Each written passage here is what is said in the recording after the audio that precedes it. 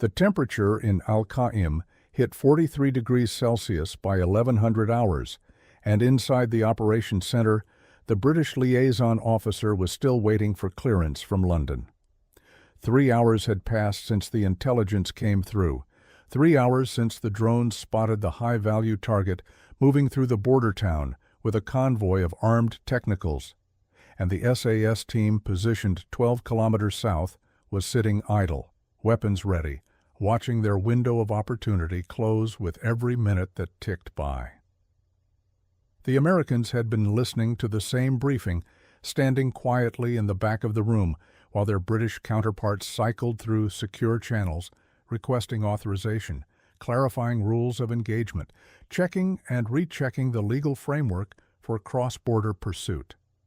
Delta Force had heard enough within the first 20 minutes, but this was only the beginning of a night that would define the difference between doctrine and action, between waiting for permission and taking initiative, between forces that operated within traditional command structures and those that had been given the keys to the kingdom. The date was November 4, 2005, and the western Iraqi city of Al-Qa'im had become a critical node in the insurgent network funneling fighters and weapons from Syria into Anbar province. Coalition intelligence estimated that between 60 and 80 foreign fighters were crossing the border each week, many of them moving through safe houses in Al-Qaim before dispersing to Ramadi, Fallujah, and Baghdad. The target that morning was a Syrian national identified as Abu Khalil, a logistics coordinator responsible for moving suicide bombers and improvised explosive device components across the frontier. He had been photographed twice in the previous 72 hours, both times in the company of known al-Qaeda facilitators, and signals intelligence placed him at a compound 300 meters from the Syrian border. The British had proposed a joint operation, a coordinated strike involving SAS reconnaissance elements and Iraqi special forces, executed under a carefully constructed legal mandate that satisfied both London and Baghdad. It was a sensible plan, a professional plan, the kind of operation that would stand up to scrutiny in parliamentary committees and after-action reviews. The problem was that it required 11 separate approvals, including sign-off from a brigadier in Basra, a major general in Kuwait, and ultimately someone in Whitehall who was currently in a meeting and could not be disturbed. The SAS captain running the briefing was apologetic but firm, explaining that his hands were tied until the authorization came through, that they had to follow protocol, that rushing into operations without proper clearance was how missions went sideways and careers ended badly. The Delta operators nodded politely and said nothing, because they had stopped listening around the time the captain mentioned the second approval chain. What happened next would become one of those stories that circulated quietly through special operations communities, the kind of tale that was never officially confirmed but never quite denied either, whispered in bars from Hereford to Fort Bragg as evidence of two fundamentally different philosophies of warfare. The senior Delta officer present, a lieutenant colonel whose name remains redacted in all official documentation, excused himself from the British briefing and walked 50 meters to where his team was staged. He made 2 phone calls, one to the Tactical Operations Center at Al-Assad Air Base, and another to a classified location that operators referred to simply as the ranch. Both conversations lasted less than 90 seconds. Within 18 minutes, 4 MH-6 Little Bird helicopters lifted off from a forward staging area, carrying 8 Delta operators and enough firepower to level a city block. By the time the British liaison officer received notification that London had approved the operation in principle, pending final legal review, the Americans were already inbound to the target. The efficiency was almost insulting. The speed at which Delta moved from intelligence to action, bypassing the careful frameworks and safeguards that other nations had built around their military operations. Where the British saw necessary oversight and accountability, the Americans saw friction and delay, obstacles that gave the enemy time to disappear, regroup, or prepare defenses. The SAS had been watching Abu Khalil for 3 hours, maintaining eyes on target, waiting for the green light that would allow them to move. Delta watched him for 11 minutes before the first breaching charge detonated. The difference was not a matter of courage or skill. Both forces were among the most capable on Earth, but of institutional culture and political authority. The British operated within a system that demanded justification, documentation, and clearance at multiple levels. Delta operated within a system that had learned through costly experience that hesitation in counterterrorism operations was measured in body bags. The compound was a typical Al-Qa'im structure: thick concrete walls surrounding a central courtyard, iron gates reinforced with welded rebar, rooms arranged around the perimeter with minimal windows facing outward. Intelligence suggested between 8 and 12 fighters inside, armed with AK pattern rifles and possibly a belt-fed machine gun positioned on the roof. The building sat at the edge of town, where paved roads gave way to dirt tracks, close enough to the border that smugglers could cross into Syria within minutes if the operation went loud before the perimeter was secured. Standard doctrine would call for surrounding the compound, establishing containment, using loudspeakers to demand surrender, minimizing risk to both assaulters and any civilians who might be present. Delta had a different approach, one that prioritized speed and violence of action over negotiation and restraint. The little birds came in fast and low, rotor wash kicking up dust devils that obscured the compound from ground-level observers, depositing operators on the roof and at the front gate in a maneuver that took less than 12 seconds from first touchdown to full insertion. The breaching charge on the main gate was a precision-cut frame charge that blew the door inward without collapsing the surrounding wall, creating an entry point that funneled the assault team directly into the courtyard. The noise was catastrophic, a rolling thunderclap that shattered windows 3 blocks away and sent dogs howling across the neighborhood. But by the time the echo faded, the first 4 operators were already inside, moving through the ground floor with suppressed rifles and night vision, even though it was broad daylight outside. The technological advantage was absurd, almost unfair, giving the Americans the ability to operate in darkness they created themselves, using flashbang grenades and smoke to turn the interior of the building into a sensory void where only they could see. Abu Khalil was found in a second-floor room with 3 other men, all of them armed, none of them prepared for the speed of the assault. The first man through the door put 2 rounds center mass into the nearest fighter. Before the insurgent could bring his rifle up, the suppressed gunfire sounding like sharp coughs in the confined space. The other occupants of the room had perhaps 2 seconds to process what was happening before they were engaged, shot where they stood or crouched, killed with the kind of mechanical precision that came from thousands of hours of close-quarters battle training. Abu Khalil himself attempted to reach a pistol on a nearby table and was hit 3 times in the chest, collapsing across the weapon he never managed to fire.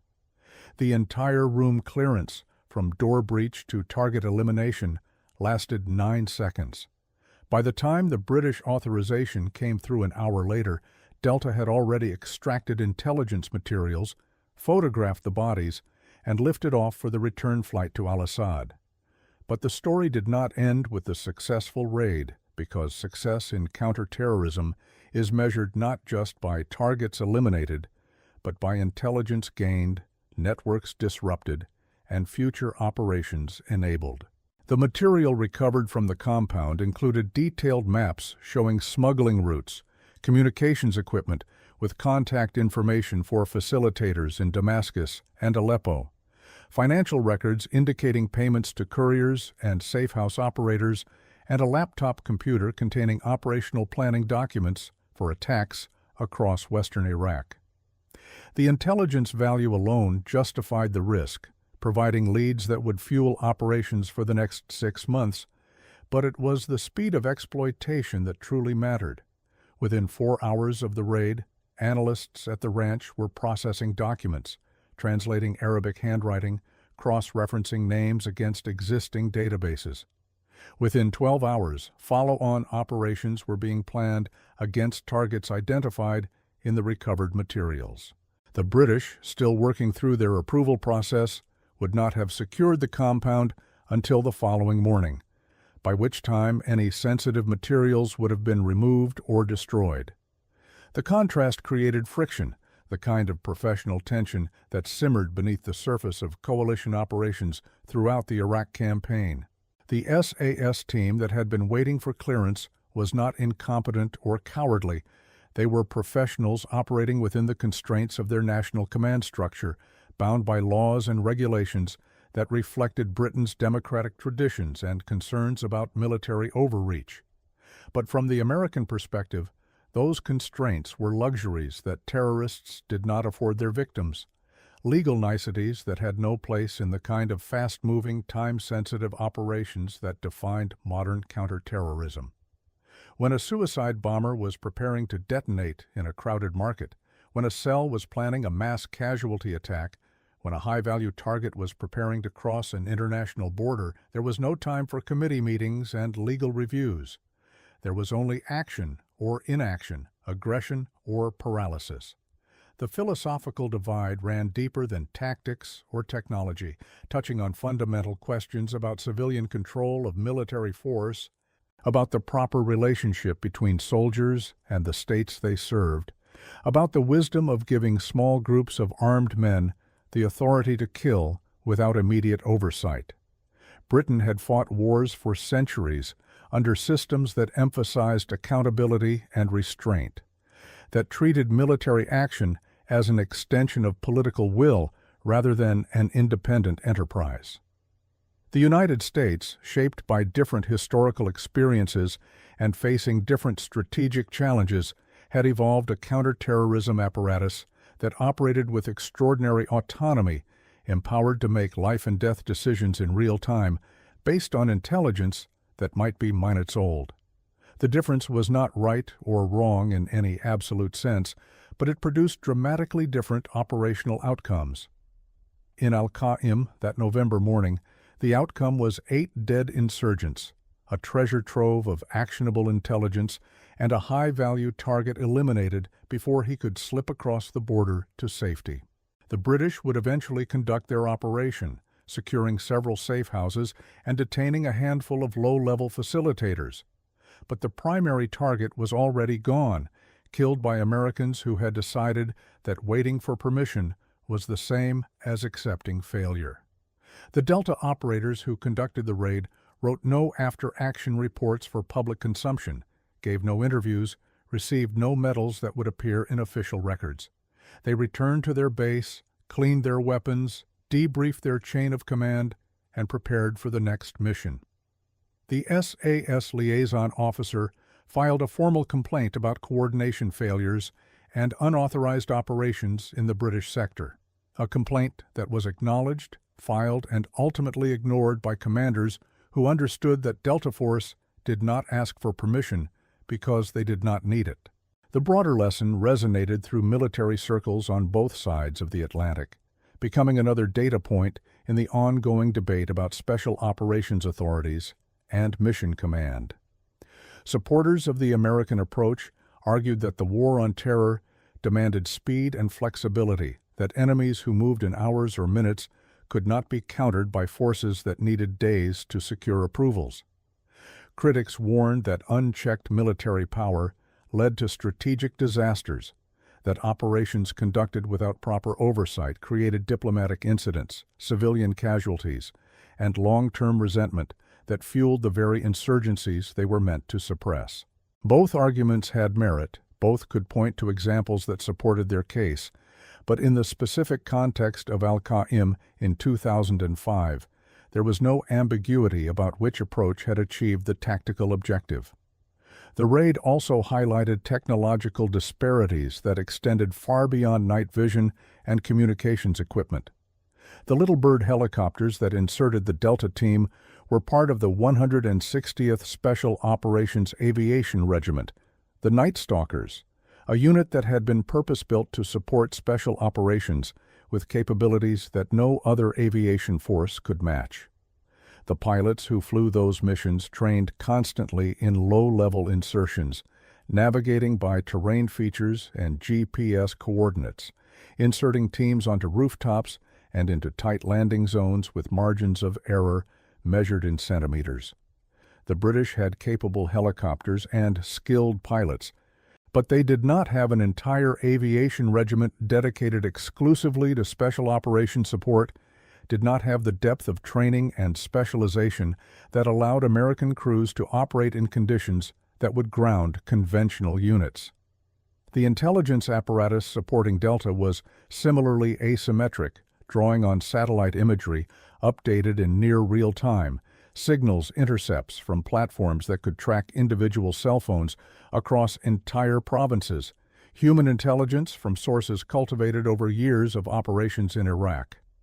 The fusion of these intelligence streams happened continuously at multiple levels, from tactical operations centers at forward bases to national-level agencies in the United States, creating a comprehensive picture of the battle space that was shared instantly with operators on the ground. When Delta moved on a target, they did so with information that was hours old at most, sometimes minutes, sometimes compiled while the helicopters were in flight. Other forces, even elite units from allied nations, operated with intelligence that might be days old, relying on periodic updates rather than continuous feeds. The financial investment required to maintain this level of capability was staggering, running into billions of dollars annually when all costs were accounted for, from satellite launches to training ranges to analyst salaries. The United States had made a strategic decision after September 11, 2001, to build a global counterterrorism infrastructure that would allow small teams of operators to strike anywhere on Earth with minimal warning and maximal effect. The decision reflected both the trauma of the attacks and the confidence that American resources could produce military solutions to terrorist threats. Other nations made different calculations, balancing security concerns against budget constraints and political opposition to expansive military operations. The result was a coalition in Iraq where different forces operated under different rules, with different capabilities, toward objectives that were theoretically shared but practically divergent. Al-Qa'im became a testing ground for these differences, a border town where multiple nations' forces operated in close proximity, each bringing their own approaches and limitations. The British focused on training Iraqi security forces and conducting partnered operations, building local capacity for long-term stability. The Americans conducted unilateral strikes against high-value targets, prioritizing disruption of insurgent networks over gradual institution building. Both approaches had logic behind them, both could claim successes, but they existed in tension with each other, creating situations where one nation's operation interfered with another's, where intelligence was shared selectively, where resentments accumulated beneath the surface of official cooperation. The tension was not unique to British-American relations.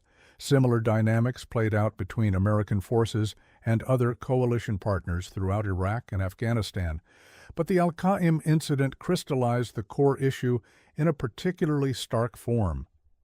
When time-sensitive intelligence emerged, when a target was located and identified, when action was required immediately or not at all, the Americans moved and everyone else waited. The waiting was not cowardice or incompetence. It was compliance with legal and political frameworks that their governments had imposed. But the effect was the same. Targets escaped, opportunities were lost, and the perception grew that special operations meant American operations, that the phrase coalition warfare was a polite fiction obscuring American dominance of the most critical missions. Delta Force had earned that dominance through decades of investment and experience, through lessons learned in Mogadishu and Mosul, through a willingness to absorb casualties and criticism in pursuit of operational excellence.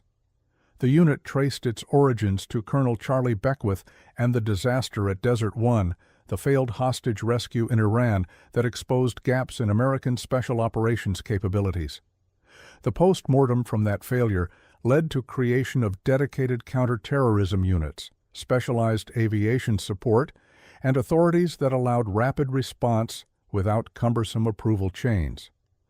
By 2005, Delta had evolved into an organization that could deploy globally within hours, conduct complex operations with minimal support, and return to base before conventional forces finished their planning cycles. The operators themselves were products of a selection and training pipeline that had a failure rate exceeding 90%, drawing candidates from Army Special Forces and Ranger units, then subjecting them to physical and psychological testing that eliminated all but the most capable and resilient. Those who made it through spent years in the unit, accumulating experience across multiple deployments, cross-training in skills that ranged from advanced marksmanship to explosive entry to tactical medicine. The result was a force where the average operator had more combat experience than many battalion commanders in conventional units, where institutional knowledge ran deep, where lessons from one operation immediately informed the next. This depth of experience created confidence that bordered on arrogance, a belief that Delta could accomplish any mission, anywhere, against any opponent.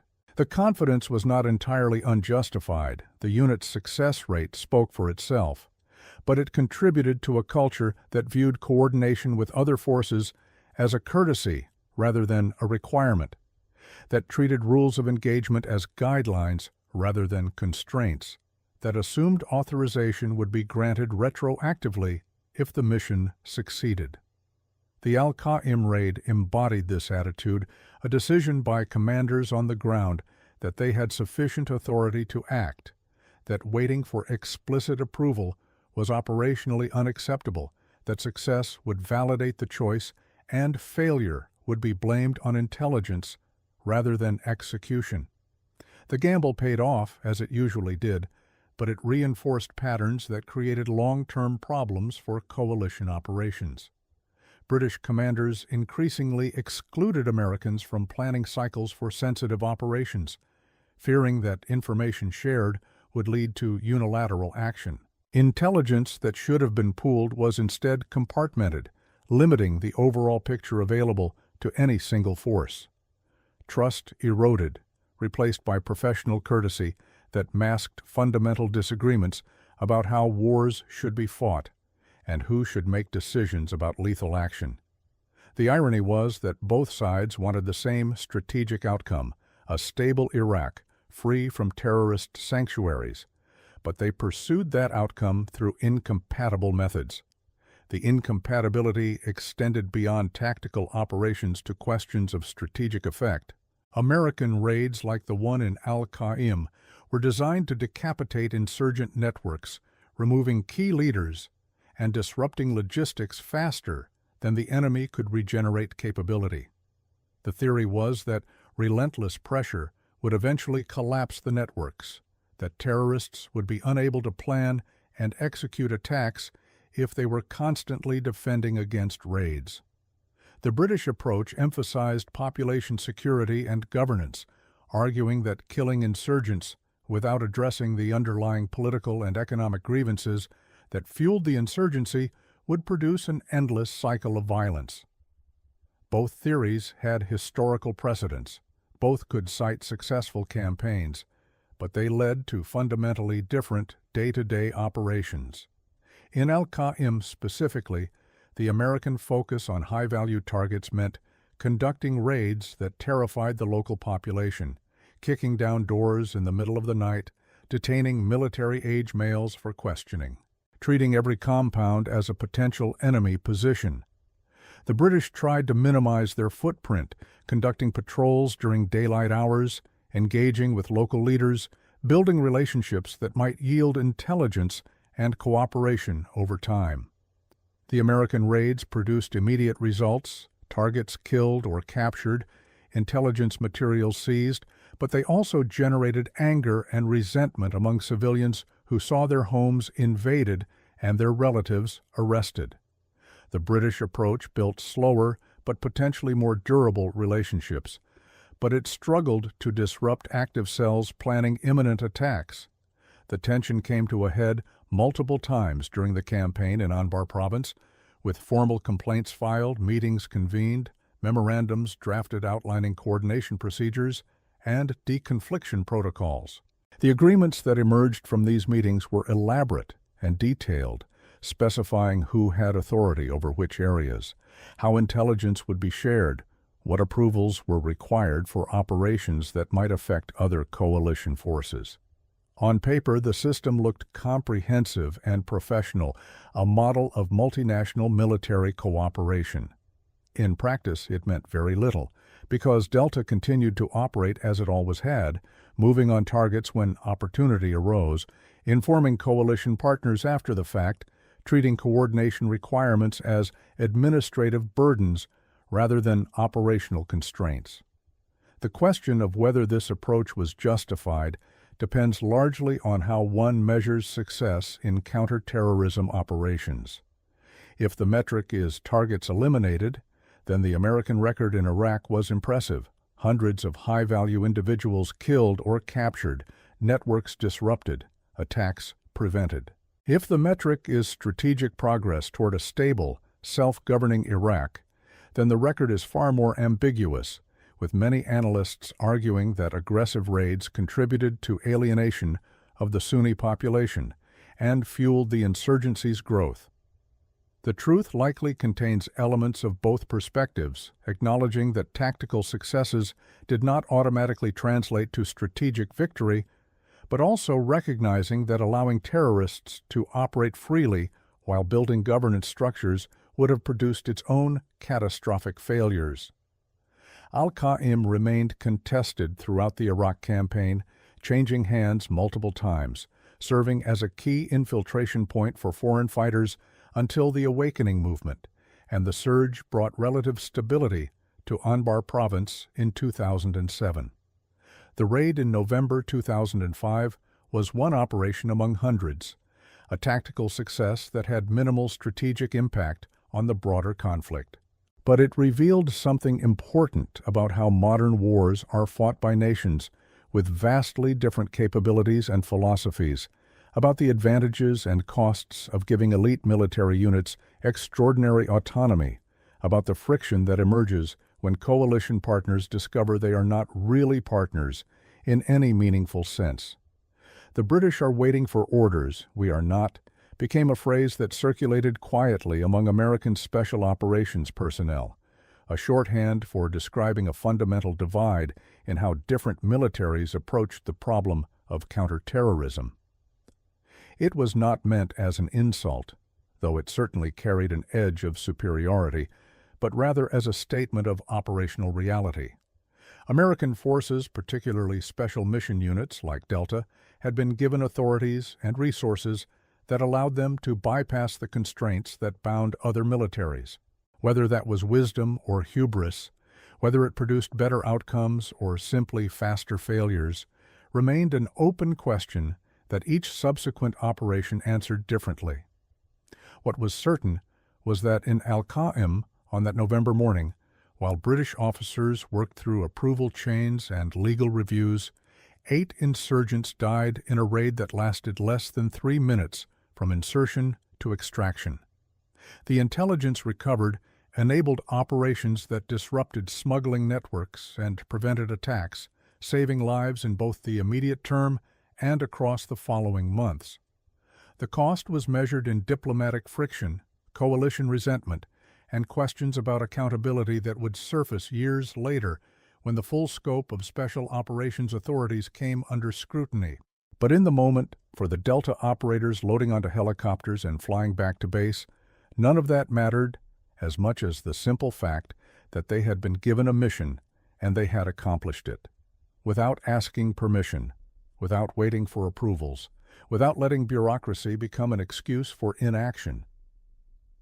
The sun was setting over Al-Assad Air Base when the little birds touched down, the desert sky turning amber and red as another day of combat operations concluded.